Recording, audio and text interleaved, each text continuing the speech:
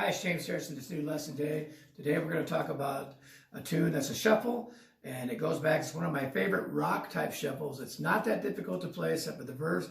If you see a dog's head pop in, I'm shooting a video. He knows that. He's going to try to come over and get attention, but I'm actually going to play the drums today. I'm not just going to talk, so you may have to walk away.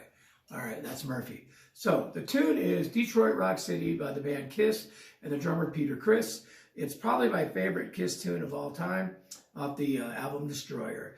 And I like it because it's a very powerful driving shuffle, but it's not that difficult to play except the verses are a little tricky. We're not going to talk about the fills. They're all triplet oriented. You can listen to that. They're usually triplets into a push or something. But there's 4 basic shuffles in here. Now, I will say this. If you listen to the tune, you might randomly hear Peter Criss throw in a snare note in between a shuffle or a ghost note or something like that. What I'm giving you is not written in stone, but it's the 4 basic parts of the tune. So the first one is just a shuffle where we're playing quarter notes on the hi-hat, 2 and 4 on the snare, the first and third note of the triplets on beat 1, and the first and third note of a triplet on beat 3. Basic rock shuffle, but now I'm not going to tear into this the way I would play it live because I don't want neighbors to be banging on the doors and whatnot.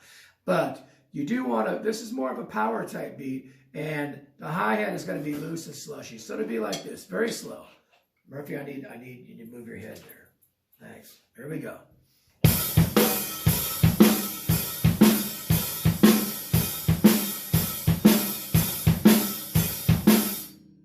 So there's the first shuffle. It's 1, 2, 3.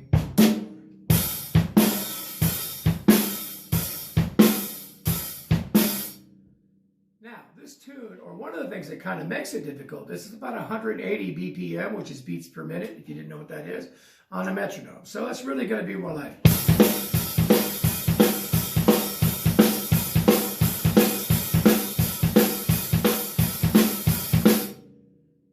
One more time slowly. 1, 2, 3.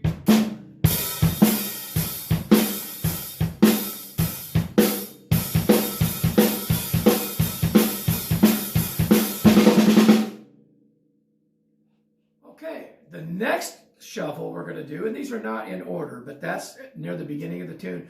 The next one is what I call a skipping shuffle. And what I mean by that is the bass drum is going to be playing 1 and 3 on the first and third note of a triplet on beat 1 and beat 3. And the snare is going to be playing the first and third note of a triplet on beats 2 and 4. So between the kick and the snare, it's almost like you're skipping.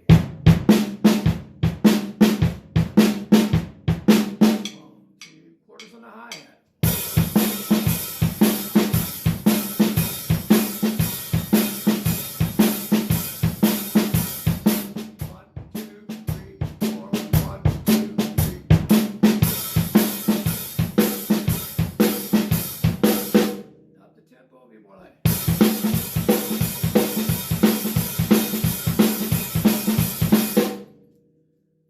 Okay, so the next part, we're just going to add to that and put a ghost note or a semi-ghost note. A ghost note's a quiet tap. This one is really not that ghosted, but it's in between the bass drum notes on beat 1 and beat 3, but it's not as loud as the backbeat on 2 and 4. So altogether, it has a feel like this.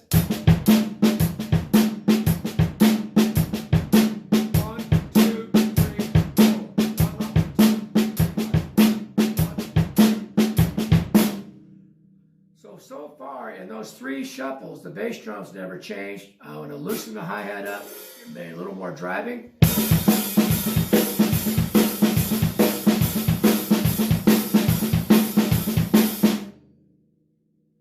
Okay, this is toward the end of the song in a section that I call the breakdown. And it's like a guitar lead that starts and then like a dual lead that goes in, and it just builds to the end of the song. It's very driving, very powerful. When everything's playing, it almost has the feel of a double bass going da-da-da, but it's like that. So together, about right to tempo, probably.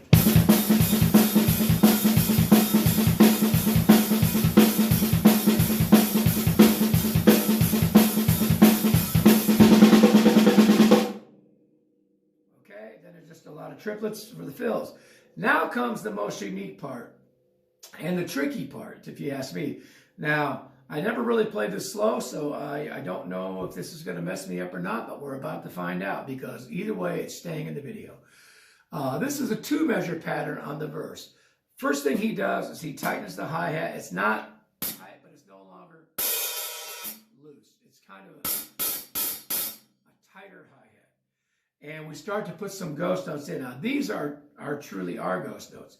And the bass drum pattern changes. Okay, it's a 2-bar pattern. The first time he plays it, the snare plays on beat 1 and beat 2 like this. 1, 2, as does the bass drum. And then the snare part goes to 1, 2. Beat 3 is triple with a ghost note. And then, so I put that together.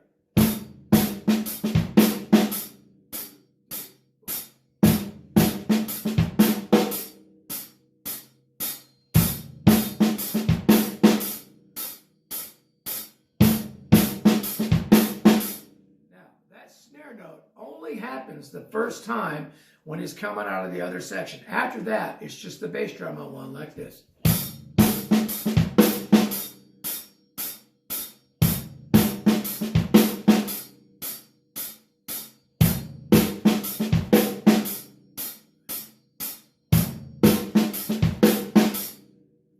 Okay, the second measure, the bass drum's playing on the first and third note of beat 1, the third note of beat 2, and the third note of beat 3. And the snare is doing a ghost on beat 1 between those bass drum notes. And then it's hitting 2, and it's hitting both first and third notes of the triplet on beat 4. Let's see if I can do this. Slowly, just a second measure. Let's see if I can do this. See.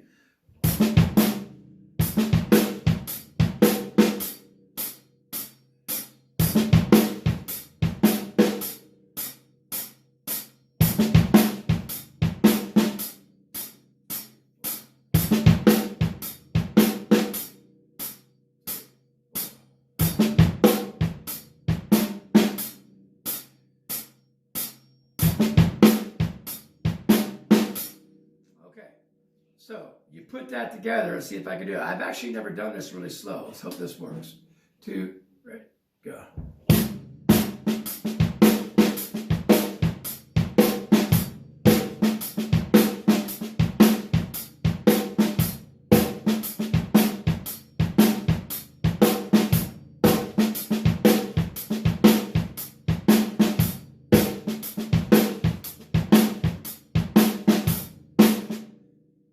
Times I actually put that snare in there that's not supposed to be there. And now, that's basically it. I'm going to play it a little bit faster.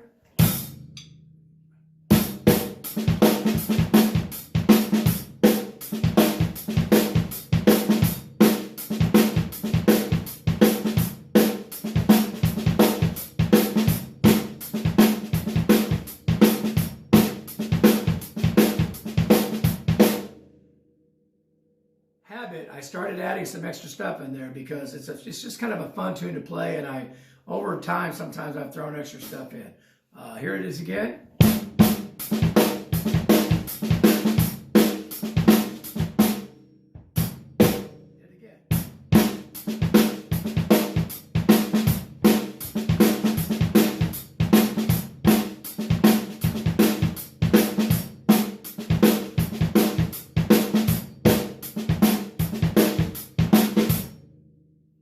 Closer to tempo.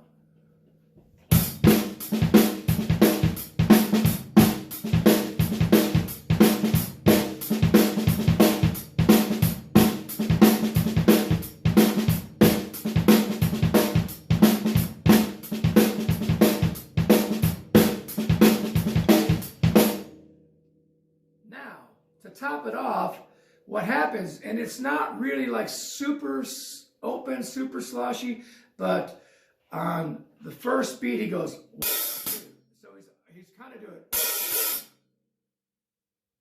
and then on the beat 4 of the next measure, so it'd be like 1, 2, 3, 4, 1, 2, 3.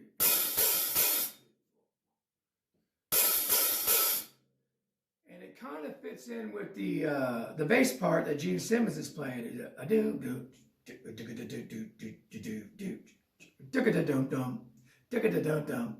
And it's a great part. It fits in. See if I can do it with the hi-hat.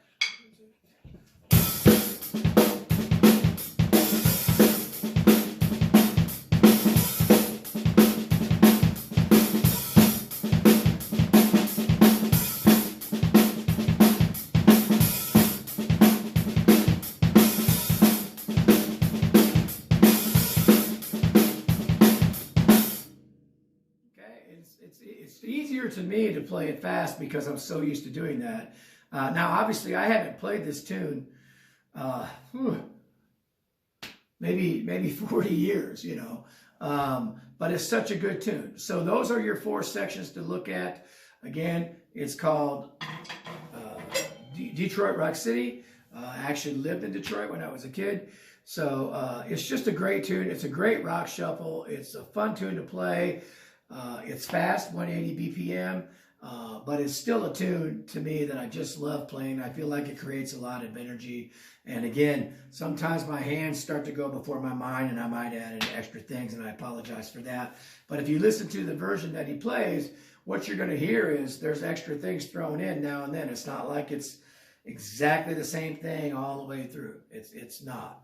Even though those 4 basic shuffles are there, every now and then there's extra ghost notes and stuff thrown in. So anyway, there's the tune, Detroit Rock City.